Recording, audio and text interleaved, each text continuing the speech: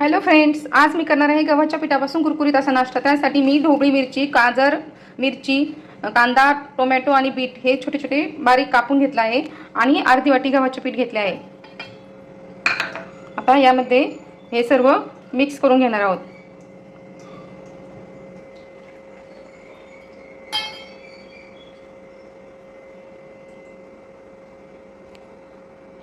हे एकत्र करून घेणार आहोत। हे बघा, आपण हे सर्व एकत्र करून घेतले आहे। त्यात 1 चमचा मीठ टाकले आहे आणि थोडीशी हळद पावडर टाकली आहे। थोडासा चाट मसाला टाकणार आहोत।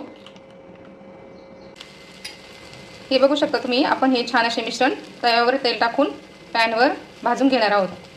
याचे छान असे धपाटे तयार होणार आहे। हे बघा, आपले छान असे मस्त धपाटे तयार झाले आहेत।